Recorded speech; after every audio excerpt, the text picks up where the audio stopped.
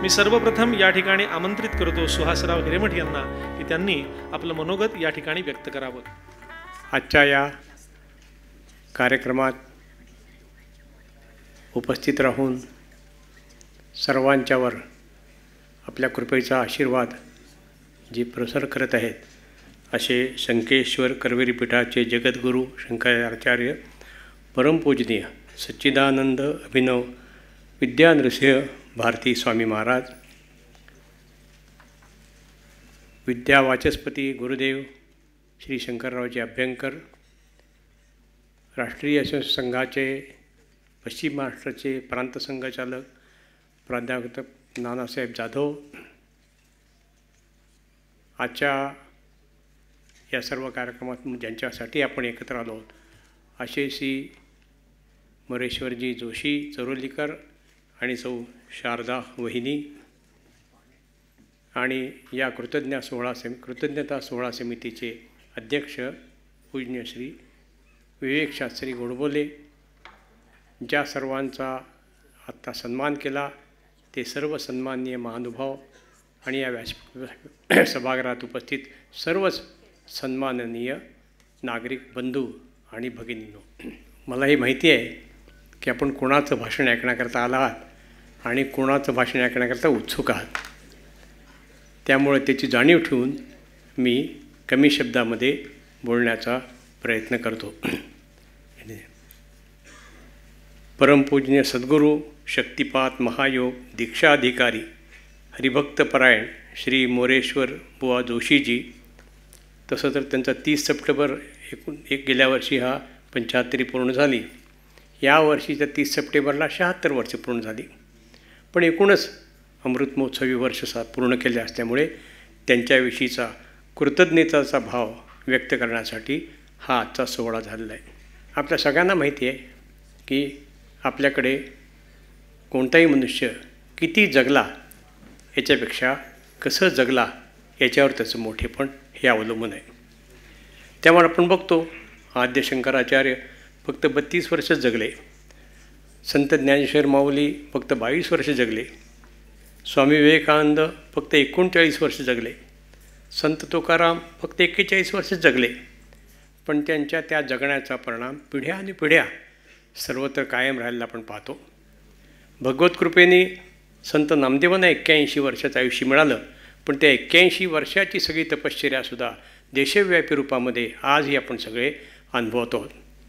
आणि त्यामुळे कसं जगलं हा महत्त्वाचा आहे.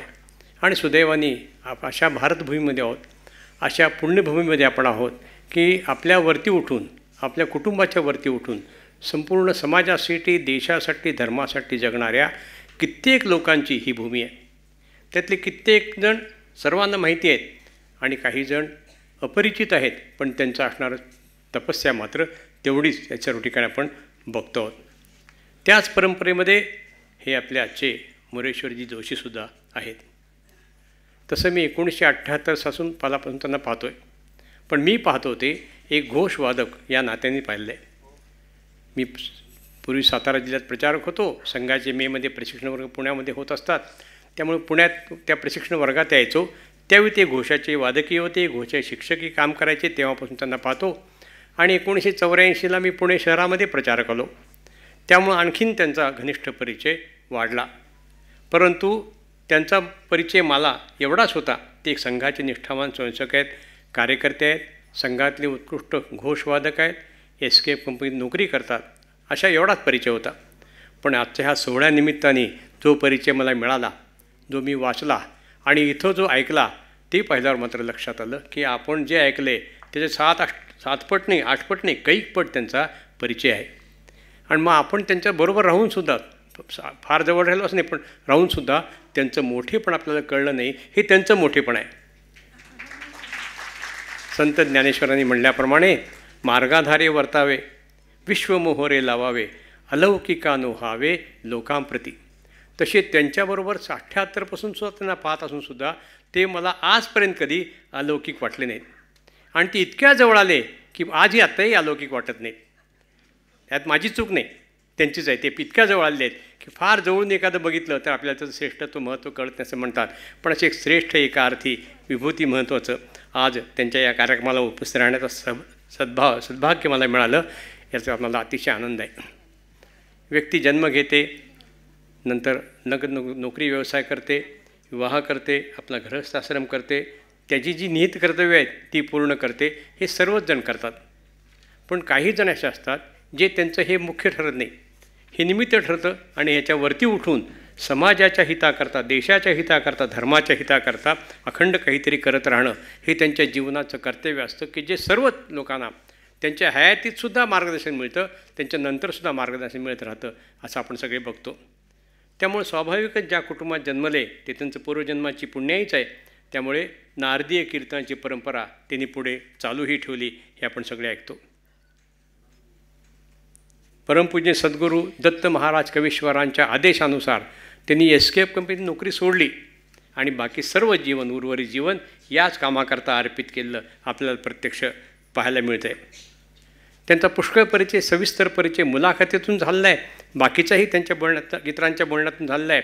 आणि कदाचित असले पुष्कळ जण असतील की त्यांच्यापेक्षा मला त्यांचा परिचय कमी आहे. त्यामुळे त्या संदर्भात आणखीन काही बोलून मी कुठली चूक करण्याचा प्रयत्न करणार नाही. त्यामुळे आमचं इतकी थोर व्यक्तीच्या आजच्या अशा कार्यक्रमासाठी आपण सर्वजण एकत्र आलो आहोत. म्हणून एका बाजूने त्यांनी या असणाऱ्या कीर्तन परंपरा आदी आध्यात्मिक क्षेत्रामध्ये खूप मोठं काम केलं.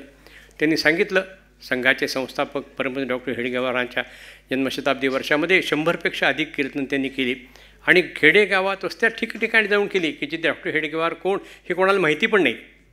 अजूनही आपल्या देशामध्ये डॉक्टर हेडगेवार कोण हे फार कोणाला माहीत नाही, तर आपल्याला माहिती ते त्यांचं डॉक्टर हेडगेवारांचं वैशिष्ट्य आहे. परंतु ते डॉक्टर हेडगेवारांचं अलौकिकत्व सामान्यातल्या सामान्य झोपडपट्टीपर्यंतच्या लोकांना समजावून सांगण्याचं एक फार मोठं काम त्यांनी केलं. तसं मग काही वर्ष 2013मध्ये स्वामी विवेकानंदांची 150वी जयंती वर्ष होतं. त्याला सार्धशती समारोह म्हणतात. या सार्धशती समारोहाच्या निमित्ताने 5000पेक्षा अधिक त्यांनी कीर्तनं, प्रवचनं, कथाकथन करून लोकांपर्यंत स्वामी विवेकानंदांची जी काही महती आहे ती आणखीन पोचवण्याचं खूप मोठं काम त्या ठिकाणी केलं. हे सगळं अशा प्रकारचं केलं. त्यांच्या एकूण जीवनातून आपल्याला त्यांचं ब्राह्मतेज पाहायला मिळतं. परंतु केवळ ब्राह्मतेज नाही, त्यांनी आपलं क्षात्रतेज पण दाखवले. 1975 साली आपल्या देशावर आणीबाणी आली, लोकशाहीवर संकट आलं, हजारो कार्यकर्त्यांना तुरुंगात डांबलं गेलं आणि सगळ्या प्रकारच्या सप्तस्वातंत्र्यावरती गदा आली. अशा काळामध्ये लोकशाहीच्या पुनर्स्थापनेसाठी या देशामध्ये हजारो लोकांनी सत्याग्रह केला. त्यांनी सुद्धा सत्याग्रह केला आणि नुसता सत्याग्रह केला नाही. ज्यांनी सत्याग्रह केला त्यांना महिना 2 महिने फार तर वर्ष 1.5 वर्ष शिक्षा झाली. पण ह्यांना पुन्हा नंतर मिसा नावाचा कायदा लावला आणि त्यांनी मगाशी बोलण्यात सांगितलं की नाशिकच्या कारागृहात ते सुमारे 1977पर्यंत राहिले. एवढंच नाही, आपल्या सगळ्यांना माहिती आहे आपल्या आसुरी शक्तींचं सर्वत्र मरण वास्तव असतंच, ते काही संपले असं नाही. त्यामुळे त्या कुठल्या मार्गाने दिसत असतात. तर नंतरच्या कालखंडामध्ये आपल्याला माहिती आहे आपले कांची काम कोटीपीठाचे पूज्य शंकराचार्य यासारख्या तेजस्वी दिव्य व्यक्तीवरसुद्धा गलिच्छ आरोप करून त्यांना तुरुंग टाकण्याचं कार्य जयललिताजीने केलं होतं आणि त्यांच्या पाठीमागं सोनिया गांधी होत्या. तेव्हा एका एवढ्या श्रेष्ठ विभूतीवला अशा प्रकारे त्यांच्यावर आरोप करून, इतके घाणेरडे आरोप करून त्यांना तुरुंगात टाकणं हे इतकं पापी कार्य ज्यांनी केलं. त्याच्या विरोधामध्ये सुद्धा सर्व ठिकाणी संघर्ष उभा करण्याचा प्रयत्न त्यांनी करण्यामध्ये ते सहभागी झाले. त्यामुळे त्यांचं क्षात्रतेजाचं दर्शन पण आपल्याला घडलं. इदम ब्राह्मम इदम क्षात्रम. त्यामुळे ब्राह्मतेज आणि क्षात्रतेजाचं एकत्र दर्शन त्यांनी सर्वांना दिलं आपण बघतो. हा सोहळा हा त्यांच्या सत्काराचा पण करतो आहोत, पण त्यांनी अपेक्षा व्यक्ती कधी केली नाही. त्यांच्या अपेक्षेसाठी हे करत नाही होत आपण. हा सोहळा मुळात त्यांच्यासाठी नाहीच आहे, हा सोहळा आपल्या सर्वांसाठीच आहे आपण बघतो. कारण त्यांनी एक संदेश सर्वच लोकांना आपल्या जीवनातून दिलेला आहे. ज्या संदेशामुळेच सामान्य माणसं आपल्या जीवनाच्या थोडं वरती उठून समाजाकरता काही करण्याची विचार करतात, प्रेरणा घेतात आणि कार्य करतात. तसं त्यांनी केलं की माझ्या जीवनामध्ये धर्म, राष्ट्र, देश प्रथम, नंतर माझं कुटुंब आणि सर्वात शेवटी मी. जेव्हा कोणत्याही देशामध्ये हा क्रम चालू असतो तो देश नेहमीच पुढे जातो. ज्या देशामध्ये क्रम बदलतो, आधी मी, माझं कुटुंब आणि मग जमलं तर देश, धर्म, समाज असा विचार येतो, त्या देशाची प्रगती होत नाही. कितीही अनुकूलता असली तरीसुद्धा आपल्याला पाहायला मिळतं. तर प्रत्यक्ष त्यांनी आपल्या जीवनामध्ये हे दाखवून दिलं की आपल्या जीवनामध्ये देश धर्म समाज मोठं, त्यासाठी माझी सगळी गुणवत्ता, त्यासाठी माझं कर्तृत्व. तर स्वातंत्र्य सावरकरांचं आहे, हे मातृभूमी तुझला तन वाही येले, वक्तृत्व वाघ तुझं अर्पी येले, तुतेची वाहिली नव कविता रसाला, लेखांप्रती विषयान्य तूच झाला. सावरकरांनी सर्व जे काही होतं ते मातृभूमीच्या चरणी अर्पित केलं होतं. आणि त्यामुळे सावरकरांचं श्रेष्ठत्व आहे. अशी करणाऱ्यांची थोर जणांची एक परंपरा या दिव्य असणाऱ्या देशामध्ये भारतभूमीमध्ये आहे. त्या परंपरेमध्ये शोभणारे असे आपले आजच्या मोरेश्वरजी जोशी आपल्याला पाहायला मिळतात. आणि त्यामुळे स्वाभाविकच त्यांच्या असणाऱ्या अशा प्रकारचा कार्याचा आपण तो सन्मान करतो. तो कशासाठी असतो? तो त्यांच्यासाठी नसतो, तर तो त्या गुणवत्तेत सत्कार असतो. आणि सर्वात महत्त्वाचं म्हणजे तुझे तेजांगी सतांशे जरीही, ते जे करतात अशा प्रकारच्या कार्याचा सतांश तरी आपल्या जीवनात यावा हा प्रयत्न करण्यासाठी असतो. आपण बघतो म्हणून आपल्याकडे म्हणले शिवो भूतवा शिवमेजेत, ज्याचा सत्कार करतो आपण, ज्याचं गुणगौरव करतो, हा गुणगौरव या बाकी शाल गुच्छ पुष्प हा निकरण हा तर उपचार झाला. खरा गुणगौरव असा असतो तो त्या जीवनात त्या व्यक्तीच्या त्या श्रेष्ठ विभूतीच्या व्यक्तीच्या जीवनातनं प्रकट होणाऱ्या गुणांचं अनुकरण करणं अशा प्रकारचं असतं असा आपला अनुभव आहे. तसं त्यांचंसुद्धा जीवन आपल्याला प्रत्यक्ष पाहायला मिळतं, ज्याच्यापासून कोणालाही प्रेरणा मिळते. जन्माला आलेला प्रत्येक मनुष्य केव्हा ना केव्हा जाणार आहे, पण जन्म आणि मृत्यूच्यामध्ये कसा जगला याच्यावर त्या माणसाचं मोठेपणा अवलंबून आहे. म्हणून जयंती आणि पुण्यतिथी ही महत्त्वाची आहे, पण त्याच्यापेक्षा सुद्धा त्यांचं कर्तृत्वाचं जे काही क्षण असेल, जर छत्रपती शिवाजी महाराज शिवजयंती आहेच आहे, छत्रपती शिवाजी महाराजांची पुण्यतिथी आहेच आहे, पण शिवाजी महाराजांचा राज्याभिषेक हा त्यांच्या जीवनातल्या कार्याचा प्रत्यक्ष परमोच्च समाजासाठी अशा प्रकारचा होता. त्यामुळे तो सुद्धा असा साजरा करतात. तशा प्रकारचे हे असतं असा आपल्या सगळ्यांचा अनुभव आहे. आणि त्यामुळे त्या असणाऱ्या या कार्यामध्ये त्यांच्या ह्या कार्याचं अनुकरण सगळ्यांनी करणं हे त्यांना त्यांचा गौरव करण्यासारखं आहे. आणि त्याच भावनेतून आपण सर्वजण त्यांना सन्मान व्यक्त करत आहोत, करण्यासाठी इथं एकत्र आलो आहोत. स्वाभाविकच त्यांना जेव्हा आपण सन्मानित करतो तेव्हा त्यांचं वर्णन करतो तेव्हा नकळत त्यांच्या सन्मानामध्ये ज्यांचा वाटा आहे अशा शारदा वहिनींचा सुद्धा तेवढाच समावेश आहे. कारण अशा पतीचं पत्नी होणं हे सोपं नसतं, फार अवघड असतं. म्हणजे मला कसलाच अनुभव नाही आहे, ना पतीचाही नाही ना पत्नीचं अजिबातच नाही. परंतु सुदैवाने शेकडो हजारो कुटुंबामध्ये मी गेलेलो आहे, राहिलेलो आहे. आणि त्यावेळी मी पाहिलेलं आहे की अशा प्रकारचे जे कार्य करणारे कार्यकर्ते असतात, मोठी विभूती असतात, ते सर्वांसमोरच येतात. त्यांचं मोठेपण सर्वांना दिसतं, पण ज्यांच्यामुळे ते मोठेपण आहे, जे पाठीमागं राहून सगळ्या आघाडी सांभाळून त्यांना पुढे जे करण्याचं काम करतायत अशा त्या शारदा वहिनी आज आहेत. त्यामुळे आज त्यांचंसुद्धा मी अभिनंदन करतो, त्यांनासुद्धा आपल्या सर्वांच्या वतीने शुभेच्छा देतो. कारण कसं आहे, आपल्याला सगळ्यांना बाबासाहेब पुरंदरे माहितीच आहेत. तर साताराला मुकुंदराव दापके नावाचे कार्यकर्ते होते, तेही पुष्कळ इथले बाजारांना माहिती असतील. तशी बाबासाहेब पुरंदरे आणि मुकुंदराव दापके सख्या भावासारखे त्यांचं एक परस्परांशी नातं होतं. ते तिथे संघाचे कार्यकर्ते होते, संघाचे जबाबदाऱ्या वेगवेगळ्या जबाबदाऱ्या त्यांनी सांभाळल्या होत्या. त्यांचे 61चा षष्टब्दी पूर्तीचा एक कार्यक्रम साताऱ्यामध्ये केला. त्यासाठी बाबासाहेब पुरंदरेंचं येणं तर स्वाभाविकच होतं, त्यांच्याशिवाय कार्यक्रम होणं शक्यच नव्हतं. त्या कार्यक्रमाला बाबासाहेब पुरंदरे त्या ठिकाणी आले होते. आणि भाषण करताना मुकुंदरावांच्या संदर्भात जे काही बोलायचं दापकेंच्या संदर्भात ते सगळे बोललेत, परंतु ते मुख्य वहिनी संबंधात बोलले त्या दृष्टीने. आणि ते अशा प्रकारचं ते म्हणले की अशा प्रकारचं काम करणाऱ्या समाजाचं, देशाचं, राष्ट्राचं, धर्माचं काम करणाऱ्या व्यक्तीला अशी पत्नी मिळणं हे केवळ त्यांचं भाग्य नाही, तर हे राष्ट्राचं भाग्य असतं. हे संपूर्ण राष्ट्राचं भाग्य आहे. ते तर भाग्यवान आहेच आहेत, अशा पत्नी मिळाल्यामुळे हे करू शकले अशा प्रकारे. पण ही माणसं अशी असतात, पत्नी कशी मिळाली तरी काम चांगलंच करतात. ते संत तुकारामी आपल्याला माहिती आहे, संत एकनाथी आपल्याला माहिती आहे, दोन्ही प्रकारचे माहिती आहे. पण त्यांच्या सद्भाग्याने या वहिनी अशा मिळाल्या की ज्यांनी मागची सगळी आघाडी सांभाळली. आता मुलाखतीत त्यांनी आणखीन जरा एक 10-12 प्रश्न त्यांना विचारले असते तर पुष्कळ माहिती आपल्यासमोर आली असती. पण मोरेश्वरजींचीच इतकी माहिती होती की ते विचारण्यामुळे त्या स्वाभाविक नेहमीप्रमाणे ज्या मागे राहतात तशा मुलाखतीमध्ये त्यासुद्धा 2 प्रश्नामुळेच त्यांची विकेट त्यांनी घेतली. परंतु त्यांचं जीवन आहे. आणि त्यामुळे अशा प्रकारच्या असणाऱ्या ह्या त्यांचं वैशिष्ट्य सगळ्यांचं आपल्याला पाहायला मिळतं. त्यामुळे ते मोरोपद आपल्या बाबासाहेब पुरंदरेंचं वाक्य मला नेहमीच आठवतं की हे संपूर्ण राष्ट्राचं भाग्य असतं. अशी पत्नी मिळणं, असं संसार करणं अशा प्रकारचं. आणि त्यामुळे अशा असणाऱ्या प्रकारच्या या गोष्टींनी त्या दोघांचं मी अभिनंदन करतो. आणि मोरेश्वर जोशी परिवाराला दीर्घ जीवन मिळावं, निरामय जीवन मिळालं आणि त्यांच्या कार्याला, परमेश्वरी कार्याला परमेश्वरांनी सफलता द्यावी अशी प्रार्थना करून आपण ज्यांचं भाषण ऐकण्याकरता उत्सुक आहात त्यांच्या आणि आपल्यामधला अडथळा दूर करतो. सर्वांना नमस्कार.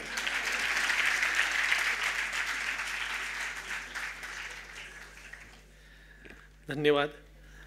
यानंतर या ठिकाणी आपलं मनोगत व्यक्त करण्याकरता मी आमंत्रित करतो आदरणीय विद्यावाचस्पती शंकर अभ्यंकरजी यांना की त्यांनी आपलं मनोगत या ठिकाणी व्यक्त करावं.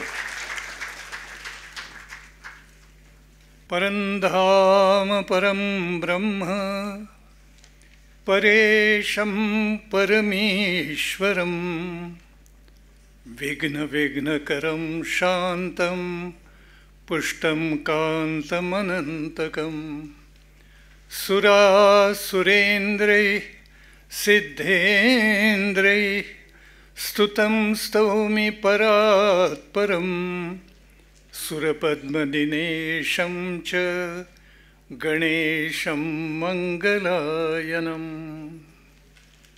प्रभो, संकेश्वर म्हणजे सांख्येश्वर पीठाचे परमपूजनीय जगद्गुरू शंकराचार्य स्वामी महाराज. सांख्य याचा अर्थच ज्ञान असा आहे, त्यामुळे ते ज्ञानाचं पीठ आहे, आत्मज्ञानाचं पीठ आहे. आजची उत्सव मुहूर्त आणि आमचे ज्येष्ठ स्नेही राष्ट्रीय कीर्तनकार कीर्तनभूषण मोरेश्वर बुवा, नागनाथ बुवा सरोलीकर जोशी, सकल सौभाग्य संपन्न वहिनीसाहेब, ज्यांच्यावर वेदाच्या वाणीचा संस्कार गर्भापासून आहे आणि त्यामुळे ज्यांची वाणी श्रौत अशा संस्कारांनी अत्यंत पवित्र आणि पावन झालेली आहे आणि सामर्थ्य पावलेली आहे, असे वेदमूर्ती विवेकशास्त्री गोडबोले, माननीय हिरेमठजी, माननीय जाधवजी आणि आपण सर्वजण या आनंद सोहळ्यामध्ये सहभागी झालेले बंधू भगिनी माता,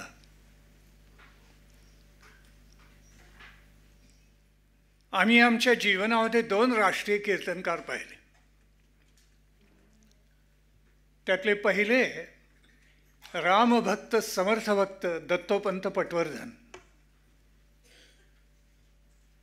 त्यांच्या वाणीचं तेज असं अपूर्व होतं की असे ध्वनिक्षेपक ध्वनिवर्धक काहीही नसताना 5 सहस्र श्रोत्यांचा समुदाय त्यांच्या कीर्तनावर डोलत असे.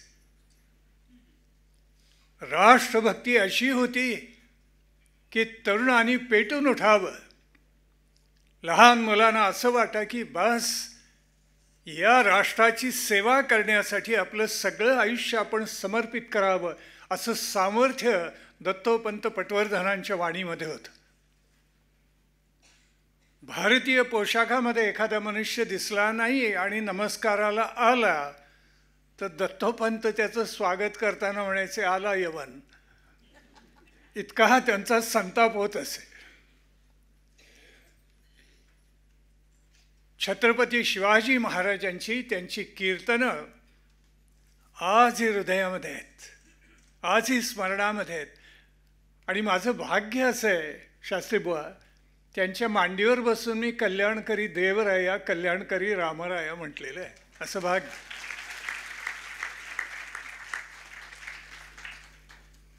पटवर्धन बुवा गेल्यानंतर पोकळी निर्माण झाली काय असं वाटलेलं होतं, पण श्री गजानन म्हणाला असं कसं होईल, ती पोकळी तर भरून काढायलाच पाहिजे.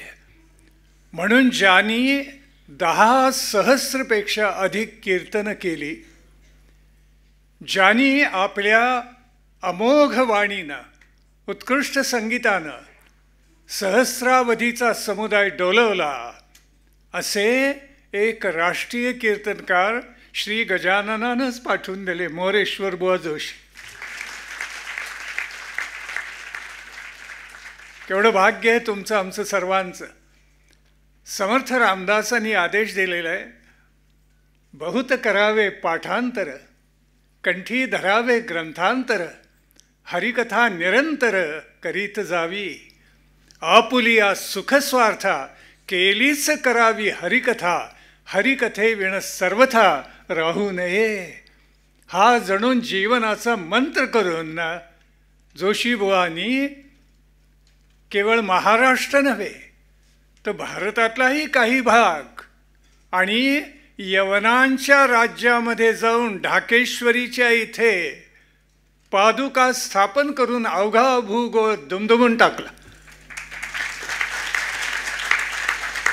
हे कर्तृत्व खरोखर अलौकिक आहे. नारदीय कीर्तन करणं सोपं नाही आहे, फार अवघड आहे. आपल्या महाराष्ट्रामध्ये कीर्तनाच्या 5 परंपरा आहेत. पहिलं नारदीय किंवा हरिदासी कीर्तन, ज्याच्यामध्ये पूर्वरंग आणि उत्तरंग असतो. दुसरं कीर्तन आहे ते वारकरी कीर्तन आहे, ज्याच्यामध्ये संतांचा एक अभंग घेतला जातो आणि त्यात पूर्वरंग उत्तरंग असं काही नाही, पण प्रत्येक पद उलगडून दाखवलं जातं संतांच्याच वचनाने आणि त्याच्या जोडीला योग्य ते दृष्टांत दिले जातात. हे वारकरी कीर्तन किंवा वारकरी निरूपण आहे. तिसरा प्रकार म्हणजे अर्थात समर्थ रामदासांच्या परंपरेमधलं रामदासी संप्रदायाचं कीर्तन, जे अत्यंत खडं आहे आणि राष्ट्रभक्तीशिवाय मंडळी बोलतच नाहीत असं ते उत्कृष्ट कीर्तन असतं. चौथं आपल्याला ज्ञात असलेलं दासगणू महाराज परंपरेतलं, की ज्यांनी लोकसंगीताचा बाज हा सगळा कीर्तनामध्ये आणला, पण अशा रचना करून टाकल्या की बास मंत्रमुग्ध होऊन जावं ऐकताना. इतक्या सुंदर रचना दासगणू महाराजांनी केल्या. आणि 5वा प्रकार कीर्तनाचा म्हणजे गाडगेबाबांचा, ज्याला कोणतंही वाद्य नको, त्याला झांज नको, त्याला टाळ नको, त्याला संवादिनी नको, त्याला पखावज नको, काही नको. रस्त्यावरचे 2 दगड उचलले तरी छोटे चालतील. गोपाल गोपाला देवकी नंदन गोपाला असं कीर्तन ते सादर करत असत. अशा 5 परंपरा आपल्या महाराष्ट्राच्या भूमीमध्ये आहेत. यातलं सर्वाधिक प्राचीन कीर्तन म्हणजे हरिदासी कीर्तन आहे, नारदीय कीर्तन आहे. कारण ते देवर्षी नारदांच्यापासून सुरू झालेलं आहे. आणि देवर्षी नारदांनी कीर्तन अचानक केलं नाही, त्या अगोदरपासून ती परंपरा चालू आहे. म्हणजे त्याची प्राचीनता लक्षात यावी. पूर्वरंग उत्तरंग ह्याच्यामध्ये उत्तरंग तुलनेनं सोपा असतो, कारण गोष्ट असते सांगायची. कीर्तनकाराची खरी कसोटी कुठे लागते तर पूर्वरंग मांडताना लागते. आणि ज्या प्रकारे सरोलकर बुवा पूर्वरंग इतका खुलवून मांडतात. एखादा अभंग घेतलेला आहे, मगाशी ज्याचा उल्लेख झाला, जन्माईहून केलेस काय म्हणून प्रश्न केला, किंवा ये सद्गुरू राया, किंवा स्वामी काज गुरुभक्ती, याच्यावरचा त्यांचा पूर्वरंग ऐकावा. त्या रंगात आपण रंगूनच जातो, दंग होऊन जातो. इतकं सुंदर मांडणी बुवा त्या कीर्तनातून करतात. कीर्तन करणं कोणा येऱ्या गबाळ्याचं कामच नाही. हरिदासी कीर्तनामध्ये आपल्याला माहिती असेल 10 कलांचा संगम आहे. त्या 10 कला आत्मसात असल्याशिवाय कीर्तन करताच येत नाही. कोणत्या आहेत त्या 10 कला? आपल्याला कदाचित माहिती असतील, पण मुद्दाम सांगतो की पहिली कला म्हणजे अर्थातच काव्याची कला. हरिदासी कीर्तन असे आहे की त्याच्यामध्ये इतके प्रकार आहेत. आर्य आहे, गीती आहे, दिंडी आहे, कामदा आहे, अंजनी गीत आहे, कटाव आहे, पदं आहेत, किती म्हणून सांगायची. आणि हे सगळे प्रकार कीर्तनकाराला आत्मसात असावे लागतात. किंबहुना स्वतंत्र काव्य करण्याची शक्ती ही त्या कीर्तनकाराकडे असावी लागते आणि बुवानी तशी स्वतः सुंदर कीर्तनं रचलेली आहेत. काव्य जसं कळायला लागतं त्याप्रमाणे अनेक वाद्य, दुसरी कला म्हणजे अनेक वाद्य कीर्तनकाराला वाजवायला यावी लागतात. कशासाठी? पखावज वाजवता आला पाहिजे, तबला वाजवता आला पाहिजे, झांज टाळाचं उत्तम ज्ञान त्याची होतच नाही. चिपळ्या वाजवता आल्या पाहिजेत, ऑर्गन वाजवता आला पाहिजे कीर्तनकाराला, आणि ही सगळी वाद्य दुरुस्ती करायची कलाही त्याच्या ठाई पाहिजे. तिसरी जी कला आहे ती नृत्याची कला आहे. तुकोबांनी आपल्याला सांगितलेलं आहे, निर्लज्ज होऊन नाचेन कीर्तनी. कीर्तनाला येताना आणि विठ्ठलाचं नाम घेताना व्हाईट कॉलर जरा घरी ठेवावी लागते. त्याच्याशिवाय मनुष्य त्याच्यामध्ये तल्लीन होत नाही. नृत्याची कला ही इतकी स्वाभाविक आहे, त्या कीर्तनामध्ये नाचावंच लागतं. विविध प्रकारचे ताल येतात, त्याच्यावर तो कीर्तनकार सानंद नाचत असतो. तेव्हा नृत्यकलाही आली पाहिजे. चौथी कला म्हणजे नाट्यकला. कारण एक कीर्तनकार अनेक पात्र रंगवत असतो. तोच भगवान श्रीकृष्ण, तोच दुर्वासा, तोच द्रौपदी, तोच धर्मराज, तोच भीम, तोच अर्जुन. एकच कीर्तनकार अनेकांचं नाट्य आपल्या ताकदीनं प्रगट करत असतो, आविष्करण करत असतो. हे इतकं विलक्षण आहे. ही चौथी कला झाली. आता पाचवी कला आहे ती खूप मोठी आहे, आणि ती म्हणजे गायनाची कला आहे. आपल्याकडे शास्त्रीय अभिजात संगीत जे आहे त्याची व्याप्ती इतकी प्रचंड आहे, आणि त्याचे 10 राग आहेत, थाट राग मूळचे, ज्याच्यामध्ये तोडी आहे, भैरवी आहे, बिलावल आहे, यमन आहे, पूर्वी आहे, आणि त्यातून मग निर्माण झालेले राग जवळजवळ 400-500 तरी सहज आहेत. यातल्या अनेक रागांवर कीर्तनकाराचं प्रभुत्व असावं लागतं. शास्त्रीय संगीत त्याला उत्तम यावं लागतं. वैदिक परंपरेमध्ये ज्याप्रमाणे साम गायला अभिजात शास्त्रीय संगीत यावं लागतं, आणि ते शास्त्री बुवांना अवगत आहे, विवेकशास्त्रींना, म्हणून ते साम किंवा वेदातल्या ऋचा इतक्या प्रभावीपणे म्हणू शकतात. गायनाची कला अशी आहे की ती समाजाला डोलावतेच. असे कीर्तनकार आम्ही पाहिले की आहा, काय नुसतं ध्रुपद धरलं पूर्वरंगामधलं की समाज डोलायला लागायचं. आणि आमचे चरोकलीकर बुवा असं ध्रुपद धरतात सुंदर की काय सांगायचं तुम्हाला, की समाजाने त्यात तल्लीनच होऊन जावं. मग जसं गायनाची कला आहे तशी त्याच्या पुढची कला म्हणजे ताल कळले पाहिजेत ना सगळे.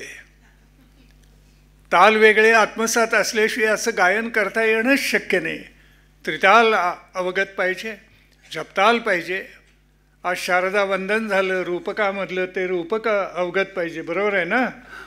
रूपकही अवगत पाहिजे, आडा चौताल माहिती पाहिजे, झंपा माहिती पाहिजे, गजजंपा माहिती पाहिजे, केरवा माहिती पाहिजे, भजनी माहिती पाहिजे, रुद्रताल माहिती पाहिजे, मत्तताल माहिती, किती म्हणून सांगायचे. या सगळ्यावर कीर्तनकाराचं प्रभुत्व असतं, आणि म्हणून वेगवेगळ्या प्रकारच्या रचना तो अत्यंत आनंदानं सादर करत असतो. बरं, या 6 कला झाल्या. 7वी कला म्हणजे पाठांतर.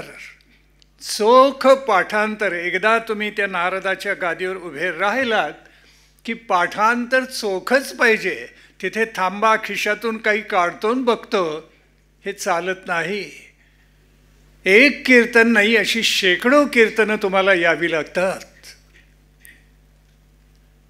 पाठांतर उदंड, ते पाठांतर असल्याशिवाय कीर्तन होत नाही. बरं, नुसतं पाठांतर असून चालत नाही, त्याला उत्कृष्ट वक्तृत्व लागतं. ती 8वी कला आहे. वक्तृत्व चांगलं असलं म्हणजे समाज खेळून राहतो, आणि कीर्तनकाराला तर पाहिजेच पाहिजे. त्याशिवाय कीर्तन ऐकायला कोण थांबणार. वक्तृत्व उत्कृष्ट कला आहे. म्हणजे ज्या 64 कला आहेत त्याच्यामधली एक अत्यंत प्रभावी कला आहे. ही 8वी कला झाली. 9वी कला म्हणजे त्या बहुश्रुतता कीर्तनकाराच्या ठाई पाहिजे की गेल्यानंतर समाज कसा आहे, काय आहे, त्याला काय सांगितलं पाहिजे, आपली बहुश्रुतता दाखवण्यासाठी समाजाला पटण्यासाठी काय सांगावं लागेल याचाही अंदाज यावा लागतो. तेव्हा बहुश्रुतता हे फार मोठं लक्षण आहे. म्हणजे आदी शंकराचार्यांनी सांगितल्याप्रमाणे कीर्तनकार हा किमान श्रोत्रिय तरी पाहिजे, बहुश्रुत पाहिजे. आणि 10वी कला त्याला म्हणतात वैनायिकी विद्या. वैनायिकी विद्या म्हणजे शिष्टाचार, सभ्याचार, सदाचार, नीतीचं आचरण. कीर्तनकार 2 डोळ्यांनी समाजाला बघतो, सहस्रावधी डोळे कीर्तनकाराला बघतात. हे फार महत्त्वाचं आहे असं लक्षात ठेवा. अशा दशकलांचा संगम असला की कीर्तनकार होतो. आणि आपलं भाग्य असं आहे की राष्ट्रीय कीर्तनकारांच्या ठाई अशा 10 कलांचा संगम आहे. केवढे भाग्यवंत होतं. पण बरं, एवढ्यावर कीर्तन थांबतं असं नाही. त्याला पुन्हा एक चतुरंग आहे बरं का कीर्तनाचा, नारदीय कीर्तनाचा. आणि तो चतुरंग म्हणजे ज्ञान, विज्ञान, कला आणि लोकसंग्रह. आत्मज्ञानाचं भान समाजाला देणं. आणि माहितीपेक्षा आत्मज्ञान वेगळं आहे. क्षेत्रज्ञं चापि मां विद्धि सर्वक्षेत्रेषु भारत. क्षेत्रज्ञयोर ज्ञानम यत्तज्ञानम मतम मम. भगवान श्रीकृष्ण सांगतात आत्मज्ञान वेगळं आहे रे बाबा. त्या आत्म्याचं, क्षेत्रज्ञाचं ज्ञान, क्षेत्रज्ञाचं होणं हे खऱ्या अर्थानं आत्मज्ञान आहे. गीतेमध्ये भगवान श्रीकृष्णाने सांगितलेलं आहे. तेव्हा ते ज्ञान, त्याचं भान समाजाला आणणं हे उत्तरदायित्व कीर्तनकाराचंच असतं. विज्ञान म्हणजे व्यवहारामध्ये उपयोगी पडणाऱ्या विद्या. आणि त्या व्यवहारामध्ये आपण संपन्न जीवन कसं जगावं, आपलं योगदान समाजाला, राष्ट्राला कसं द्यावं याची जागरूकता समाजामध्ये निर्माण करणं हेही उत्तरदायित्व कीर्तनकाराचंच आहे. ते विज्ञान. 3री कला. नानाविध कला आहेत, 64 कला आहेत. त्यातल्या एक 10वीच कला तरी प्रत्येक माणसाला याव्यात असं मला वाटतं. कारण कीर्तनकारांना अडवणारे विद्वान असतात. गावांमध्ये वेगवेगळ्या ठिकाणी कीर्तनकार जातो, त्यावेळेला प्रहेलिका घालणारेही मला भेटलेले आहेत. आम्ही पूर्वार्ध सांगतो, आता तुम्ही उत्तरार्ध सांगा. किंवा एखादी समस्या संस्कृतमध्ये मांडतात. अपदो दूरगामी च साक्षरो नच पंडितः अमुखः स्फुटवक्ता च यो जानाति सो पंडितः. सांगा कोण आहे हा पंडित. अपदो दूरगामीच, पाय नाहीत पण लांब जातं. साक्षरो नच पंडितः, साक्षर आहे पण पंडित नव्हे. अमुखः स्फुटवक्ता च, मुख नाही पण तरी बोलतो स्फुट काही. कोण आहे सांगा. लक्षात आलं का. पत्र, बरोबर आहे ना. पत्र हे असं गंमतशीर असतं. आणि आजच्या भाषेत सांगायचं झालं तर ईमेल. आता हाताने कोणी लिहितच नाही. पूर्वी अशी पत्र आली की केवढा आनंद व्हायचा. तेव्हा कला या आत्मसातच असल्या पाहिजेत. कलेनं तुम्ही लोकांना जिंकत जाता. एखादं चांगलं भजनसुद्धा प्रवासात, मला उत्तर हिंदुस्थानामध्ये हा अनुभव आहे, उत्तर भारतामध्ये, की एखाद्या चांगल्या मठामध्ये जिथे काही माहिती मिळवायची आपल्याला, एखाद्या संप्रदायाची, एखाद्या पंथाची, तिथे 2 भजनं तुलसीदासांची, सूरदासांची म्हणून सेवा केली की तिथले महंत तुम्हाला ओळलेच म्हणून समजा. काय हवं तर संदर्भ काढून देतील. मग इतकं सामर्थ्य एखाद्या कलेचं असतं. तेव्हा कला चतुरंगातली 3री गोष्ट आहे. आणि शेवटची म्हणजे लोकसंग्रह. लोकसंग्रहाशिवाय राष्ट्रामध्ये काहीही साधत नाही. आदी शंकराचार्यांनी गीताभाष्य लिहिताना गीताभाष्याची जी प्रस्तावना आहे ना, ती मला खरंच प्रामाणिकपणे असं वाटतं की शारीरिक भाष्याची प्रस्तावना आदी शंकराचार्यांनी लिहिलेली आपल्या सगळ्या वैदिक सनातन धर्म परंपरेची, आपल्या हिंदू धर्माची, त्याचं काय आहे प्रस्तावना आहे. जशी राज्यघटनेला प्रिॲम्बल असतं ना, तसं आदी शंकराचार्यांनी हे लिहिलेलं आपल्या धर्माचं प्रिॲम्बल आहे. पाठ करावं, आवृत्त करावं प्रतिदिनी आणि समाजाला भरभरून सांगावं इतकं अलौकिक लिहिलेलं आहे. लोकसंग्रहाची व्याख्या आदिशंकराचार्यांनी इतकी अद्वितीय केलेली आहे. लोकस्य उन्मार्ग प्रवृत्ती निवारणम लोकसंग्रह. जे आपल्या परंपरेमधलं चांगलं आहे, उत्कट आहे, भव्य आहे, दिव्य आहे, ते उद्ध्वस्त करायचा जे प्रयत्न करतात त्यांचा पाडाव करण्यासाठी समविचारी, आस्तिक, श्रद्धाळू, राष्ट्रभक्त लोकांना एकत्र आणणं म्हणजे लोकसंग्रह. आहा, अशी व्याख्या जगात कोणीही केलेली नाही. कमालीची सुंदर व्याख्या आहे. तेव्हा हा चतुरंग सुद्धा त्या कीर्तनकाराला सांभाळावा लागतो. जोशीबुवांचं भाग्य असं आहे की ते फक्त 75 वर्षाचे तरुण आहेत आणि त्यांची मातृसंस्था जी 100व्या वर्षात पदार्पण करते ती अधिकच तरुण आहे. आज संघाचं काम हे सगळ्या जगामध्ये जाऊन पोचलेलं आहे. अमेरिकेमध्ये आम्ही ज्या ज्या वेळेला जातो त्यावेळेला हिंदू स्वयंसेवक संघटनेकडून निमंत्रण असतंच, या ठिकाणी या, या ठिकाणी या. आणि परदेशामध्ये सुद्धा राष्ट्रीय स्वयंसेवक संघाचा प्रचंड विस्तार झाला आहे. त्याचे संस्कार आपल्याला बुवा मिळाले. आपण पराकोटीचे भाग्यवंत आहात. तिथून जीवन घडतं, तिथून जीवनाची दिशा मिळते, तिथून राष्ट्रभक्ती हृदयामध्ये जागते. लोकसंग्रहाचं मर्म तिथून कळत जातं. आपल्या पूर्वसुरींनी आपल्याला सांगितलेलं आहे की आपला धर्म कसा आहे तर श्रुती स्मृती पुराणोक्त धर्म म्हणून सांगितलेलं आहे. अर्थ काय? श्रुती स्मृती आणि पुराणामध्ये आपला सगळा धर्म आलेला आहे. तेव्हा श्रुतींना जे वैदिक आहेत त्यांनी सांभाळावं. विवेकशास्त्रींसारखे जे वेदमूर्ती आहेत त्यांनी, स्मृती ग्रंथ म्हणजे धर्मशास्त्र त्याला याज्ञिकी करणाऱ्या पुरोहितांनी सांभाळावं. आणि पुराणाची रामायण महाभारत भागवताची परंपरा, उत्कट चरित्रांची परंपरा अगदी आजपर्यंत असलेल्या ही कीर्तनकारांनी आणि प्रवचनकारांनी सांभाळावी. ते जितक्या प्रभावीपणे मांडतात तितकं बाकी कोणालाही मांडता येत नाही. म्हणून आज मी म्हटलं ना, त्या पटवर्धनांचं कीर्तन अफजल खान वधाचं आजही हृदयात आहे. आणि नाट्यसंगीतातल्या पदांच्या चालीवर ते स्वतः रचना करत असत. काय गात असत खड्या आवाजामध्ये, असे शहरून जात असत लोक अक्षरशः. बुवांना हे मर्म बरोबर कळलं. जिथे गेले तिथे त्यांनी लोकसंग्रहच केला. मग ते एखाद्या इंडस्ट्रीमध्ये असलेला कामगार वर्ग असो, तुरुंगात गेल्यानंतर तिथे असलेले कैदी असोत.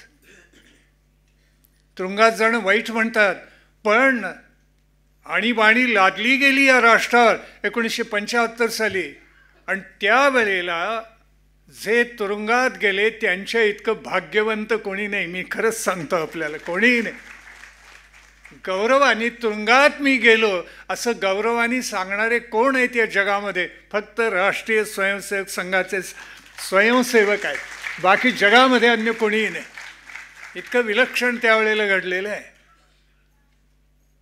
आमचं भाग्य असं की आमच्या एका कीर्तनाला मोरोपंत आलेले होते आणि वर्णेकर दोघं मिळून आले आणि मला म्हणाले 5 मिनिटं बसेन, चालेल का? म्हटलं 1 मिनिट जरी आलात तरी भाग्यवंत होत आम्ही. आलेन ते रमलेन बसले, कीर्तन ऐकलं 2.5 तास. आणि त्या दिवशी दिनांक होता 9/9/99. गंमत बघा, योग तरी कसा होता. आणि शेवटी मोरोपंत खूप आजारी होते महालमध्ये नागपूरला. त्यामुळे मी आणि माझी पत्नी अपर्णा आम्ही दोघं भेटायला गेलो होतो त्यांना. त्यांच्या खोलीमध्ये प्रवेश केल्यावर काय बुद्धिमत्ता, इतके आजारी होते. पहिलं वाक्य त्याने काय म्हणावं, आला 9/9/99. काय अपूर्व बुद्धिमत्ता असली पाहिजे, कमालीची. त्या आणीबाणीमध्ये आपल्या संघाच्या लोकांनी असं काम करून दाखवलं की काही वेळेला आम्ही डबे पोचवायला जायचो येरवडेला तुरुंगामध्ये. आणि एके दिवशी पत्नी होती बरोबर अपर्णा, ती इतकी रडली तिथे की न्याय असून सत्य असून यांना किती सोसावं लागते आपल्या स्वयंसेवकांना. त्यावेळी डबा घ्यायला दामोअण्णा बाहेर आले. ते म्हटले रडतीस काय, महिन्या 2 महिन्यात संपेल सगळं, काही काळजी करू नको. काय दुर्दम्य आशावाद आणि काय राष्ट्रभक्ती अंतःकरणामध्ये. अशी राष्ट्रभक्ती धारण, आणि खरंच संपली आणि बाणी 2 महिन्यात उठली. नंतर अशी राष्ट्रभक्ती धारण करून मोरेश्वर बुवांनी कीर्तनानी समाज हलवून टाकलेला आहे. किती वेळेला त्यांचं अभिनंदन करावं तितकं कमी आहे. आणि या सगळ्यामध्ये सूत्र आहे तो समाज एकात्म करावा, एकरस समाज निर्माण व्हावा, हे पुन्हा एकदा बलवान राष्ट्र व्हावं. पहा कसा योग असतो. राष्ट्र आमचं हिंदूंचं, राम आमचा हिंदूंचा, राम जन्मभूमी हिंदूंची आमची, आणि आम्हाला बाहेरून आलेले लोक सांगतात न्यायालयात जा आणि सिद्ध करा हे सगळं तुमचं आहे. केवढं आश्चर्य आहे. जगात असं एकमेव राष्ट्र असावं मला वाटते. आत्ता परमपूजनी मोहनजींनी सांगितलं विजयादशमीचं अप्रतिम भाषण, इतकं अंगावर रोमांच उभे राहतो ते सारखे. त्यात त्यांनी एक वाक्य फार सुंदर सांगितलं, जीवन का मार्ग कभी निष्कंटक नहीं होता. काटे असतातच वाटेत आणि त्याला तुडवूनच आपलं साध्य आहे तिथपर्यंत आपल्याला जावं लागतं. ती परिपूर्णता साधण्यासाठी झुंजावंच लागतं. हे सनातन द्वंद्व आहे. चांगलं वाईट, अनुकूल प्रतिकूल या द्वंद्वावरच या सृष्टीची रचना झालेली आहे. आणि त्याचे किती अनुभव आमच्या मोरेश्वर बुवांनी घेतले असतील सांगता येत नाही. पण असं एखादं ध्येयवादी व्यक्तिमत्व असलं की हिरेमठजींनी सांगितलं ते काही खोटं नाही आहे. ध्येयवादी व्यक्तिमत्वाला चटके बसू नयेत म्हणून वहिनी साहेबांना ते सोसावे लागतात. आणि जितकी छाया देता येईल पतीला तेवढी त्या देत असतात. आजचा दिवस आपल्या सर्वांच्या दृष्टीने परमभाग्याचा आहे. अमृत महोत्सव साजरा होतो आहे बुवांचा, आणि आशीर्वाद द्यायला जगद्गुरू उपस्थित आहे. आणि काय भाग्य एखाद्याचं असावं लागतं. आपण सर्वजण या आनंद सोहळ्याला उपस्थित आहोत हे सुद्धा आपलं भाग्यच आहे. मी आपल्याला सर्वांना विनंती करणार आहे परमपूजनीय शंकराचार्यांच्या अनुमतीनं की आपण आपल्याच जागेवर उभं राहावं आणि बुवांची कीर्तनं जिथे जिथे झाली भारतात तिथपर्यंत टाळ्यांचा गजर ऐकू जाईल एवढा टाळ्यांचा कडकडाट करावा.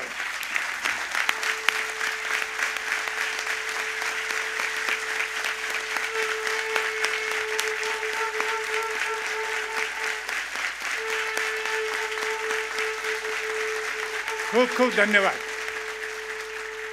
बुवा शतायुषी व्हा आणि आम्हाला कार्यक्रमाला बोलवा त्यावेळी.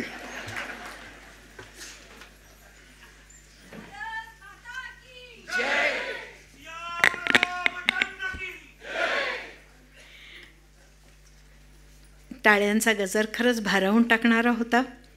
प्रत्येक टाळीतनं प्रेम व्यक्त होत होतं आहे, बुवांबद्दलचा आदर व्यक्त होतो आहे. आज हा कृतज्ञता सोहळा खरंच वेगळाच आगळा वेगळा आहे हे नक्की आहे. पण बुवा जसं म्हणालेत की फक्त माझा नाही करायचा, माझ्या सहकाऱ्यांचा सुद्धा सत्कार करायचा आहे. तर 1-2-3 सत्कार राहिलेले आहेत, त्यांचे तेवढे आपण करूया आणि मग पुढे जाऊयात. परमपूज्य प्राध्यापक मुकुंद दातार गीताधर्म महामंडळ यांचे विनायक मुळे आणि प्राची मुळे यांनी सत्कार करावा.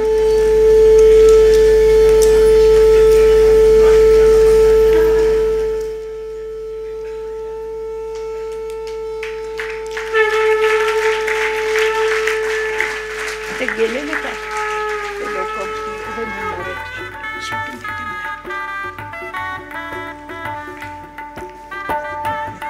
त्यांच्या पत्नीचा सत्कार हे होतोय. आज आपण इथे भगवद्गीता म्हटली, त्यामुळे गीतेची संथा देणाऱ्या संध्या कुलकर्णी यांनी पुढे यावं. त्यांचा सत्कार शुभदा ताई पोटभरे करणार आहेत. केडगाव बेट विश्वस्त श्रीपाद देशपांडे यांचा सत्कार योगेश जोशी करतील.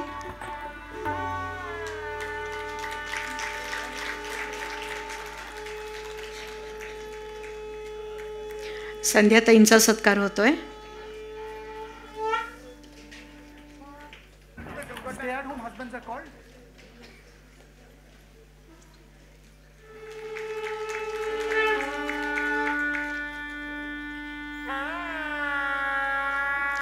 केडगाव बेटाचे विश्वस्त श्रीपाद देशपांडे यांचा सत्कार योगेश जोशी करतील.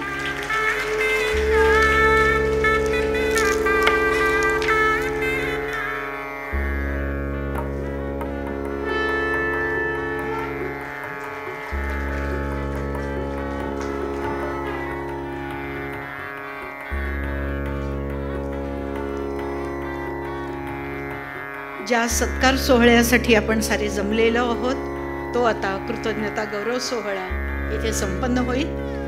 अनेकांच्या जीवनाला सन्मार्ग दाखवणारे, विलक्षण कार्य करणारे असे आमचे सद्गुरू आहेत. आम्ही सर्वजण ऋणी आहोत. कृतज्ञताच व्यक्त करायची आहे आणि तीच आम्ही आता करतोय. जगद्गुरु शंकराचार्य संकेश्वर करवीर पीठ परमहंस परिव्राजकाचार्य श्री सच्चिदानंद अभिनव विद्यानृसह भारती स्वामी महाराज यांच्या प्रमुख उपस्थितीत हा सत्कार सोहळा व्हावा अशी सर्वांची इच्छा आहे आणि आपण सत्कार सोहळ्याला प्रारंभ करूया. मोरेश्वर बुवांना मानपत्र, पोशाख आणि सत्काराबरोबरच मानपत्र दिलं जात आहे. ते मानपत्राचं वाचन सर करते. आचार्यांच्या हस्ते हरिभक्तपरायण चरोलीकर बुवांचा या ठिकाणी कृतज्ञता सोहळा होतो आहे. त्यांना जे मानपत्र प्रदान केलं जात आहे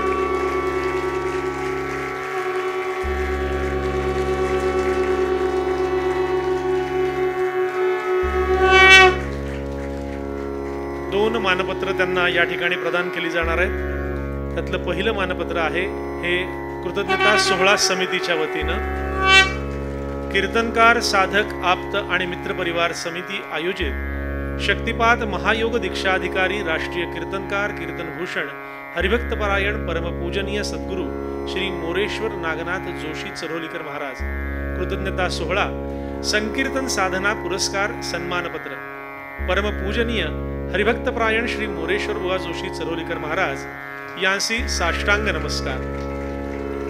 आपण देवर्षी नारदांनी प्रवर्तित केलेल्या कीर्तनातून देव, देश, धर्म, संस्कृती, ईश्वर भक्ती बरोबरच समाज प्रबोधनाचं कार्य करणाऱ्या कीर्तन परंपरेचे निष्ठावान कीर्तनकार आहात. समाजात निष्क्रियता, आत्ममग्नता आणि आत्मप्रौढी या सर्वांचा अधिक बोलबाला असताना उभे आयुष्य झोकून देऊन आपण निस्वार्थी व निरपेक्षतेनं जनजागृतीचं महान कार्य गेली 50 वर्ष कीर्तनाच्या माध्यमातून करत आहात. आपले तीर्थरूप गुरुवर्य नागनाथ बुवा जोशी व तीर्थरूप मातोश्री इंदिराबाई यांचे आपल्यावर धार्मिक संस्कार झाले आहेत व आपले पिताश्री हेच आपले कीर्तनातील गुरु आहेत. लहानपणापासून आपल्यावर राष्ट्रीय स्वयंसेवक संघाचे संस्कार झाले आहेत. आपण आणीबाणी आणि राम जन्मभूमी मुक्ती आंदोलनात प्रत्यक्ष सहभागी होता. या संस्कारांमुळे आपल्या नियोजनबद्ध व श्रद्धापूर्वक शिस्तीनं केलेल्या कार्याचा अनुभव अनेक जण घेत आहेत. आपले चतुरस्थ व्यक्तिमत्व खरोखरच कौतुकास्पद आहे. आपल्या सद्गुरूंच्या आज्ञेचे पालन आपण करत असून सिद्धयोग कार्याचा प्रचार प्रसार करीत आहात. यासाठी संपूर्ण भारतभरात व बांगलादेशात तसंच नेपाळपर्यंत आपला लाखो मैलांचा प्रवास झाला आहे. विकसित सनातन हिंदू राष्ट्र बनवण्यासाठी आपण वचनबद्ध असल्याची प्रचिती आपल्या कार्यात दिसून येते. आपल्या गौरवशाली कर्तृत्वाला सन्मानार्थ कृतज्ञता व्यक्त करण्यासाठी आपणास जगद्गुरु शंकराचार्य संकेश्वर पीठ परमपूजनीय सच्चिदानंद अभिनव विद्या नृसिंह भारती स्वामी महाराज यांच्या हस्ते संकीर्तन साधना पुरस्कार व सन्मानपत्र, महावस्त्र तसंच अनेक मान्यवरांच्या उपस्थितीत आपणास अर्पण करत आहोत. सौ शारदाताईंचाही सन्मान करीत आहोत. आपला सन्मान करताना आम्हा सर्वांना आनंद होत आहे. आपल्या या कार्यात आपल्या पत्नी सौ शारदाताई, चिरंजीव श्री गीतेश, त्यांच्या पत्नी सौ शार्वाणी, मुलगी चिरंजीवी कुमारिका इशिता यांचेही सहकार्य असते. आपण व आपल्या कुटुंबातील सर्वांना आरोग्य संपन्न दीर्घायुष्य प्राप्त व्हावं व आपल्याकडून असेच धर्मकार्य, समाज प्रबोधनाचं कार्य संपन्न व्हावं ही मयुरेश्वर चरणी विनम्र प्रार्थना. आपले कीर्तनकार, साधक, आप्त आणि मित्रपरिवार समिती. स्थळ बालशिक्षण मंदिर सभागृह, मयूर कॉलनी, कोथरूड. अश्विन शुद्ध एकादशी, रविवार 13 ऑक्टोबर 2024.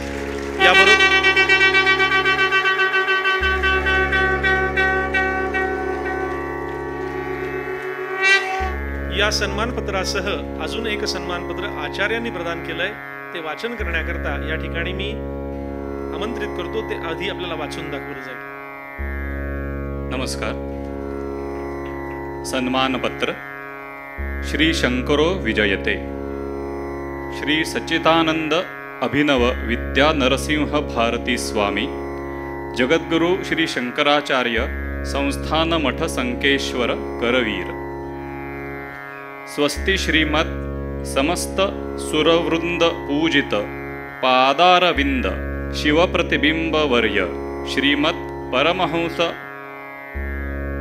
परिव्राजकाचार्य पदवाक्य प्रमाण पारावार पारिण यम नियमासन प्राणायाम प्रत्याहार ध्यान धारणा समाधी अष्टांग योग अनुष्ठान निष्ठ तपश्चक्रवर्ती अनादि अविच्छिन्न गुरु परंपरा प्राप्त षड्दर्शन संस्थापनाचार्य व्याख्यान सिंहासनाधीश्वर सकल निगम आगम सार हृदय सांख्यत्रय प्रतिपादक सकल नास्तिक मतोच्छेदक पूर्वक सकल धर्म संस्थापनैक धूरिण वैदिक मार्ग प्रवर्तक सर्वतंत्र स्वतंत्र श्री महाराजधानी ऋष्यशृंग पुरवराधीश श्रीमद राजाधिराज गुरुमंडलाचार्य श्रीमद शंकराचार्यान्वय संजाताभिनव पंचगंगा तीरवास कमला निकेतन संकेश्वर करवीर सिंहासनाधीश्वर श्री शिवाभिनव श्री सच्चिदानंद विद्याशंकर भारती करकमल किंजलोत्कोद्भव श्री सच्चिदानंद अभिनव विद्या नरसिंह भारती स्वामी कृतानि श्रीभाक सपरिवार छात्राणाम अनुदिन मेधमान भव्य जनकानि श्रीमद शंकर आराधना वसरीय नारायण स्मरणानि. बिरुदावली. आदरणीय हरिभक्त परायण श्रीमान मोरेश्वर नागनाथ जोशी चरोलीकर महाराज व समस्त परिवारास पीठस्थ देवतांचा वैदिक मंगल आशीर्वाद. नारायण. आपल्या घराण्यात नारदीय कीर्तन परंपरा असून आचारनिष्ठ कीर्तनकार म्हणून आपले नावलौकिक आहे. नाचू कीर्तनाचे रंगी ज्ञानदीप लावू जगी या संत वचनानुसार धर्मजागृती करून समाज प्रबोधनाचे फार मोठे धर्मकार्य आपण करीत आहात. आपली श्री मयुरेश्वराची उपासना असून परमपूजनीय ब्रह्मश्री दत्त महाराज कवीश्वर यांचेकडून आपणास शक्तिपात दीक्षा झाली आहे. परमपूजनीय श्री नारायण काका ढेकणे महाराजांनी दीक्षाधिकार देऊन स्वतंत्र कार्य करण्यास सांगितले. आपण संपूर्ण भारतभर संचार करून कीर्तन प्रवचने करून धर्मजागरण केले आहे. तंजावर येथील दत्तावतारी परमहंस परिव्राजकाचार्य श्री टेंबेस्वामी महाराजांच्या चातुर्मास्य स्थानाचा जीर्णोद्धार तसेच कालीबारी बांगलादेश येथे परमहंस परिव्राजकाचार्य श्री लोकनाथ तीर्थ स्वामी महाराजांच्या पादुकांची स्थापना अशी अनेक धार्मिक सामाजिक कार्ये आपल्याकडून घडली आहेत. आपले हे कार्य पाहून आम्हाला अत्यंत संतोष आहे. श्री मठाकडून आपल्याला श्री हरी कीर्तन चक्रवर्ती या उपाधीने अलंकृत करीत असून पुनश्च सर्वांना पीठस्थ देवतांचा मंगल आशीर्वाद. नारायण. अश्विन शुद्ध एकादशी, रविवार 13 ऑक्टोबर 2024. धन्यवाद. हरिः ओम. आयुह्यां वरजस यज्ञो राजस्पो हमौद्भिदम् ईदग्नो हिरण्यं वर्चसवज्जयित्राय विशतादुमाम् न तद्रक्षाग्नुसीना पिशाचास्तरन्ति देवा नामोजाः प्रथमजगुषे ततो जो विवर्धिदाक्षायणग्नो हिरण्यग्नो सदेवे कुक्रेणोदे दीर्घमायुः समानुह्ये कुक्रेणोदे दीर्घमायुः जदा बध्नन्दाक्षायण हिरण्यग्नो शतानीकाय सुमनस्यम नाः तन्म आबध्नामि शतशारदाय युग्माञ्जरदश्चर्यथा सम्मो.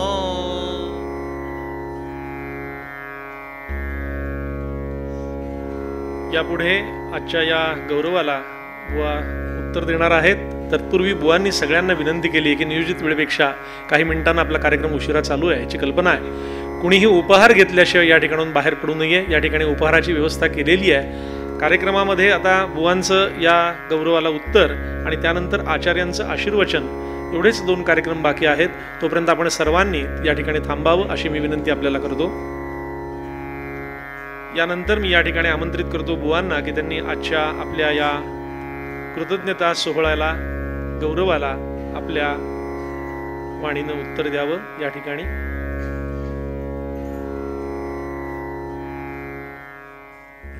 श्री मयुरेशा दत्तात्रेया वासुदेवयती लोकनाथ सद्गुरवा मला दत्तात्रेया नारायण मज घ्या पदरात. संकेश्वर पीठाधीश्वर श्रीमद जगद्गुरु शंकराचार्य, या ठिकाणी उपस्थित मान्यवर गुरुदेव, विद्यावाचस्पती शंकरजी अभ्यंकर, महाराष्ट्र प्रांताचे संघचालक श्रीयुत नानाजी जाधव, अखिल भारतीय संघाच्या केंद्रीय पदाधिकारी असणारे प्रचारक सुहासराव हिरेमठ आणि या समितीचे अध्यक्ष असणारे वेदमूर्ती श्रीयुत विवेक शास्त्री गोडबोले, समोर अनेक मान्यवर व्यक्ती बसलेले या ठिकाणी आहेत. सर्व दीक्षाधिकारी, पीठाधीश्वर, वैदिक मंडळी आणि माता आणि भगिनींना सर्वांना अभिनंदन करतो. या ठिकाणी कृतज्ञता सोहळ्याच्या निमित्ताने कृतज्ञता व्यक्त करण्यासाठी या ठिकाणी ज्यांनी ज्यांनी कष्ट केले, उभे राहिलेत या ठिकाणी, त्यांच्याविषयी मी पहिल्यांदा कृतज्ञता व्यक्त करतो. या ठिकाणी हा गौरव मगाशी सांगितल्याप्रमाणे हा व्यक्तीचा नाही आहे. ज्या आईवडिलांच्या संस्कारातून मी घडलो, कडक संस्कारातून घडलो आणि त्याला बळ दिलं राष्ट्रीय स्वयंसेवक संघाने, त्या विचारातून त्या सर्व कार्याचा हा सत्कार आहे, लक्षात घ्या. दुसरा विषय असा की या कार्यासाठी मी एकट्याने काही केलेलं नाही आहे, अनेक जणांचं सहकार्य झालेलं आहे. या सहकार्य झालेल्या सर्व व्यक्तींचा सहभाग याच्यामध्ये आहे. हे निश्चित आहे, प्रेरणा दिल्यानंतर ते कार्य उत्तम होण्यासाठी म्हणून निश्चितच परमेश्वराची प्रार्थना करावी लागते.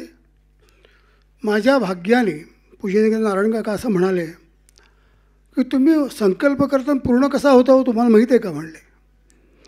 म्हणलं आपलीच कृपा आहे, मी नाही ते स्वामी करतात म्हणले. सगळे लक्षात ठेवा. महत्त्वाचा मुद्दा असा आहे, आपण काही करत नाही, आपल्याकडनं करून घेतलं जातं, आपण त्या ठिकाणी निमित्त मात्र असतो.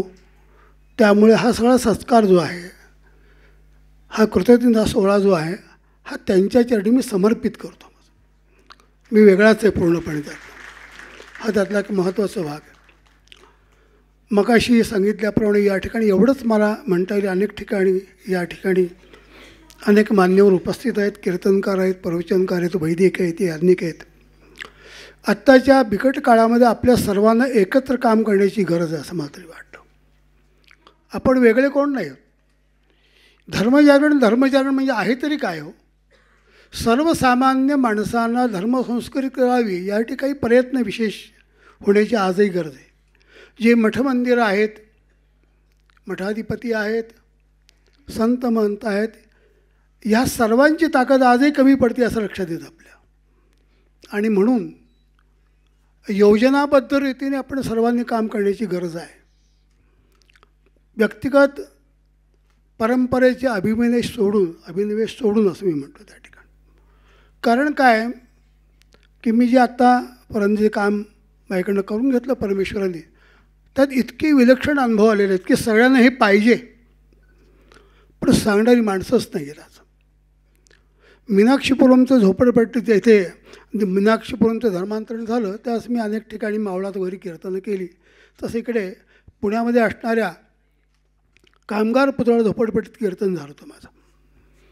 ज्या कार्यकीर्तन ठरवतो तो जागेवरच नव्हता तिथे. आम्ही तबला पेटीवर घेऊन गेलो त्या ठिकाणी. त्याच्या झोपडीपाशी गेलो.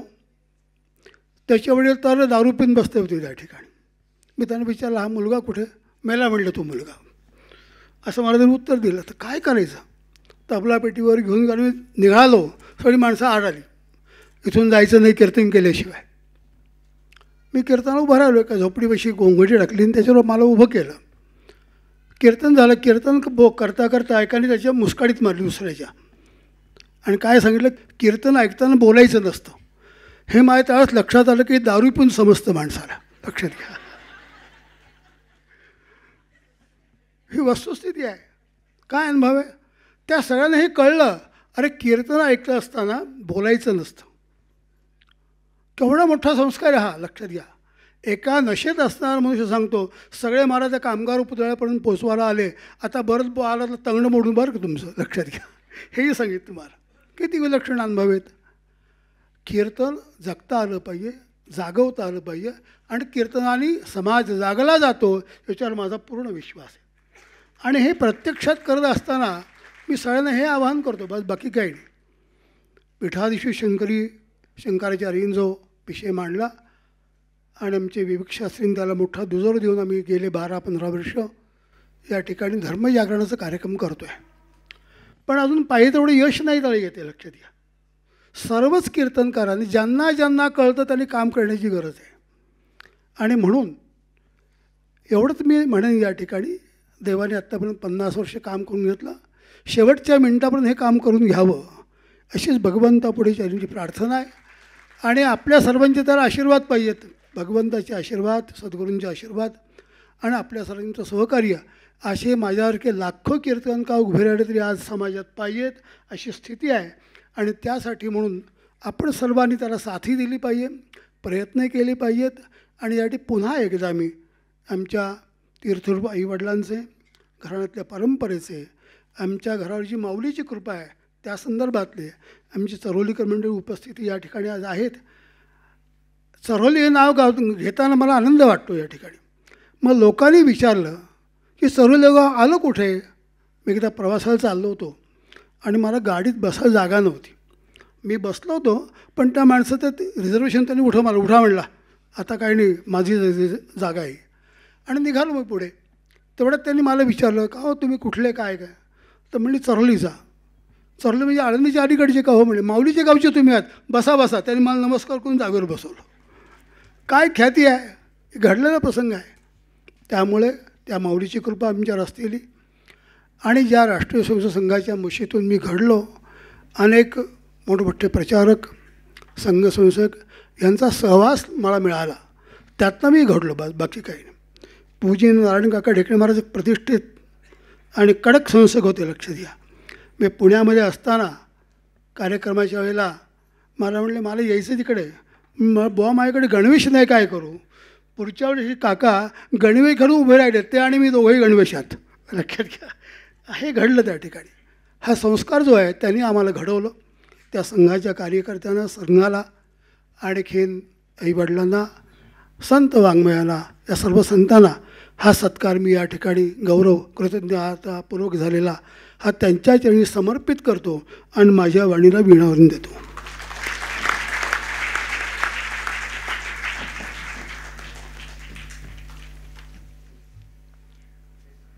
इथे कृतज्ञता सोहळा संपन्न झाला. सद्गुरूंनी त्यांची मनीषा बोलून दाखवली आहे आणि ह्या सगळ्याला जगद्गुरू शंकराचार्य संकेश्वर करवीरपीठ, परमहंस परिव्राजकाचार्य श्री सच्चिदानंद अभिनव विद्यानृसिंह भारती स्वामी महाराज यांनी आम्हाला आशीर्वादपर काही वचन सांगावं अशी त्यांना नम्र विनंती करते. गुरुर्ब्रह्मा गुरुर्विष्णू गुरुर्देवो महेश्वरः गुरुस्साक्षात् परब्रह्म तस्मै श्री गुरवे नमः. उपस्थित सर्व मंडळी, पीठाधीश्वर, त्यानंतर जे अभ्यंकरजी सर्व मंडळी, या सर्वांना नारायण स्मरण गुरुदेवांना आशीर्वाद. आज या ठिकाणी मुरुडेश्वर वासवलीकरांचा जो उत्सव झाला 75, एवढ्याहून थांबायचं नाही आहे. त्यांनी जे कार्य केलेलं आहे ते अतिशय उत्कृष्ट आहे. हे कार्य जे आहे, फाईन संघकार्य जे आहे, धर्मकार्य सगळे जे केलेले आहे आतापर्यंत, तंजावरला, बांगलादेशमध्ये जे कार्य केलेलं आहे, त्यात प्रमाणे अनेक ठिकाणी जाऊन त्यांनी धर्मशाखाचं काम केलेलं आहे. हे अतिशय उत्कृष्ट आहे. त्यांच्या बॉडीची नानकाका ठिकाणी आहेत. त्यानंतर दत्त महाराज, गवीश्वर महाराज, त्याच परंपरेतले विद्यमान पीठाधीश्वर शरद महाराज जोशी,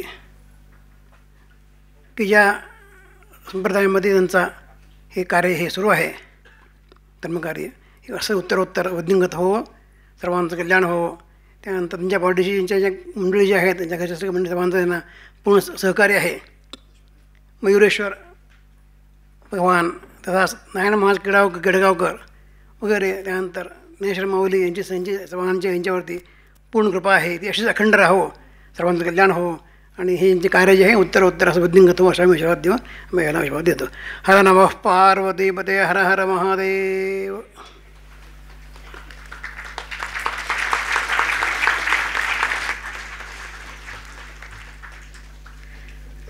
ऋणी आहोत आम्ही तुमचे.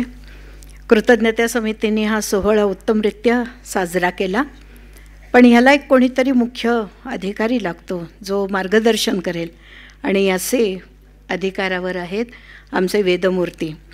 तर त्यांच्याप्रतीही कृतज्ञता व्यक्त करणं हे आमचं साऱ्यांचं कर्तव्य आहे. तर गीतेश जोशी यांना मी विनंती करते की वेदमूर्ती गोडबोले शास्त्री यांचा सत्कार त्यांनी करावा आणि मग स्मिता देशपांडे या आभार प्रदर्शन करतील. बरं, विलासराव देशपांडे हे सत्कार करतील.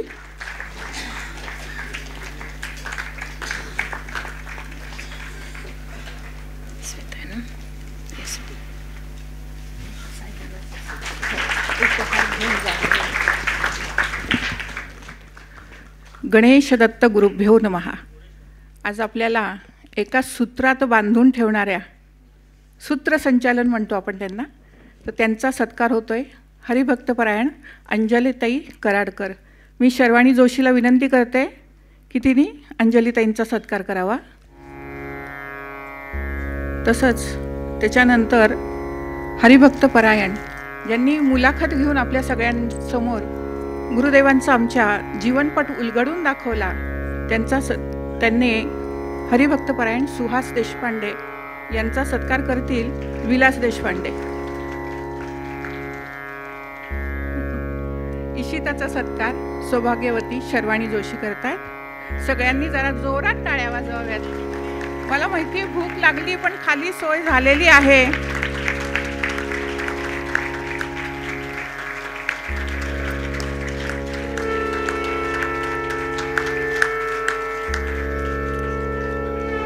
यानंतर सत्कार होतोय हरिभक्तपरायण सुहास देशपांडे ज्यांनी आपल्या गुरुदेवांची मुलाखत घेतली. सत्कार करतायत विलास देशपांडे आणि योगेश जोशी. टाळ्या वाजवाव्यात काही हरकत नाहीये.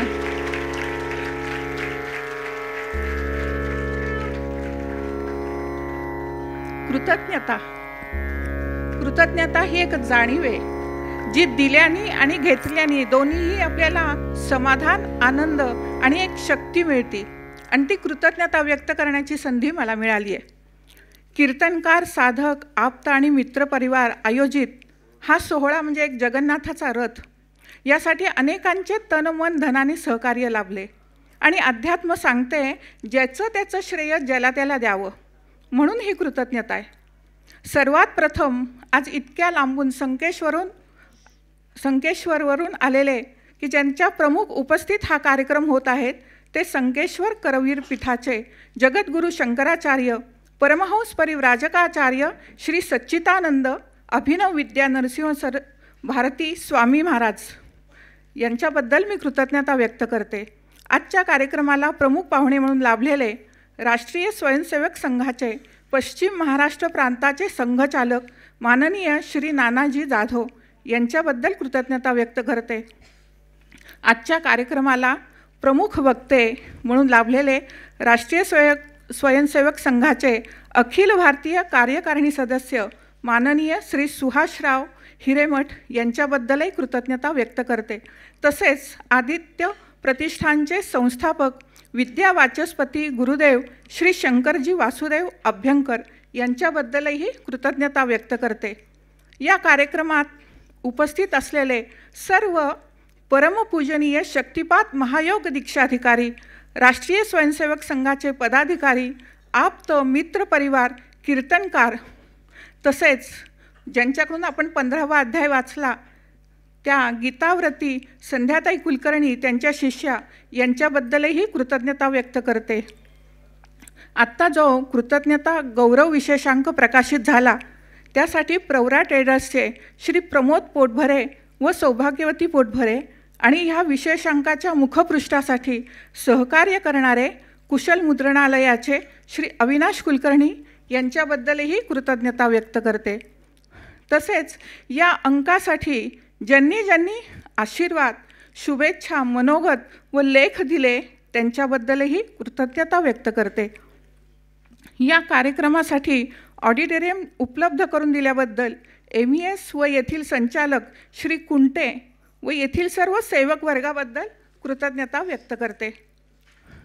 या कार्यक्रमातील महत्त्वाचे क्षण आठवणीत राहावेत म्हणून फोटो काढणारे स्वानंद क्रिएशनचे श्री गीतेश जोशी, श्रीयुत संतोष, प्रशांत, रवी, सचिन आणि सुनील या सर्वांबद्दल कृतज्ञता व्यक्त करते.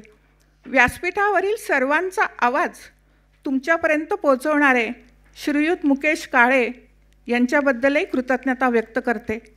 तसंच ह्या कार्यक्रमाला आल्यावर प्रवेशद्वारापाशी आपण मंगलमय सुस्वर असे सनई वादन ऐकलं ते श्रीयुत मावडीकर यांच्याबद्दल, शंखवादन करणारे लालसरे परिवार व डोळ्याला फुलांच्या रांगोळीनी सुखद अनुभव देणारे कमलेश जेधे यांच्याबद्दलही कृतज्ञता व्यक्त करते. प्रतिमापूजन, सत्कार होत असताना ज्यांनी वेदमंत्राचे घोष केले त्यांच्याबद्दल कृतज्ञता व्यक्त करते. तसंच ईशस्तवन म्हणणारी छोटी ईशिता, कार्यक्रमाची मुलाखत घेणारे हरिभक्तपरायण श्री सुहास देशपांडे व ह्या कार्यक्रमाला एका सूत्रात मांडणाऱ्या हरिभक्तपरायण श्रीमती अंजलीताई कराडकर यांच्या सर्वांबद्दल कृतज्ञता व्यक्त करते. या कार्यक्रमासाठी अनेक श्रोते तसंच हा कार्यक्रम देखणा, नेटका यशस्वी होण्याकरता परिश्रम करणारे सर्व आमच्या समितीचे कार्यकर्ते यांच्याबद्दल कृतज्ञता व्यक्त करते. एवढंच नाही तर कार्यक्रमानंतर आपल्याला अल्पोपहाराचा आस्वाद घेता येणार आहेत ते श्रीयुत तुषार कुलकर्णी व श्री देशपांडे यांच्याबद्दलही कृतज्ञता व्यक्त करते. या कृतज्ञता व्यक्त कार्यक्रमानंतर पसायदान होणार आहे त्या सौभाग्यवती श्रुती गोखले यांच्याबद्दलही कृतज्ञता व्यक्त करते. सगळ्यात महत्त्वाचं म्हणजे आमच्या साधक शिष्य परिवाराच्या विनंतीचा स्वीकार करून आम्हाला हा सगळा सोहळा आयोजित करण्याची ज्यांनी परवानगी दिली ते आमचे सद्गुरू शक्तिपात महायोग दीक्षाधिकारी राष्ट्रीय कीर्तनकार कीर्तनभूषण यांच्या ऋणात राहू इच्छिते. तसेच त्यांच्या सौभाग्यवती शारदा वहिनी, चिरंजीव श्री गीतेश जोशी, स्नुषा सौ शर्वाणी यांच्या सर्वांबद्दल कृतज्ञता व्यक्त करते. अनवधानाने कोणाचे नाव राहिले असल्यास क्षमस्व. धन्यवाद. सर्वांना एक विनंती करते की यानंतर पसायदान होणार आहे. पसायदान आता विश्वात्मके देवे येणे वाग्यज्ञे तोषावे दोषोनी मज द्यावे पसायदान हे जे खणांची व्यंकटी सांडो तया सत्कर्मी रती वाढो भूता परस्परे पडो मैत्र जीवांचे दुरितांचे तिमिर जावो विश्वस्वधर्म सूर्ये पाहो जो जे वांछील तो ते लाहो प्राणी जात वर्षत सकळ मंगळी ईश्वर निष्ठांची मांदियाळी अनवरत भूमंडळी भेट तू भूता चला कल्पतरूंचे आरव चेतना चिंतामणींचे गाव बोलते जे अर्णव पीयूषांचे चंद्रमे जे अलांछन मार्तंड जे तापहीन ते सर्वाही सदा सज्जन सोय रे हो तू किंबहुना सर्वसुखी पूर्ण होनी तिन्ही लोकी भजिजो आदि पुरुखी अखंडित आणि ग्रंथोपजीविये विशेषी लोकीये दृष्टादृष्ट विजये हो आवेजी येथ म्हणे श्री विश्वेश्वराव हा होईल दानपसाव येणे वरे ज्ञान देवो सुखिया झाला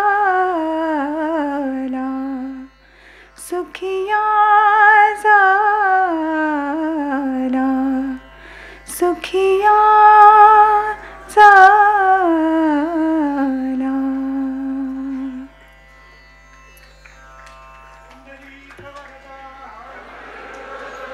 श्री ज्ञानदेव पंढरीनाथ भगवान की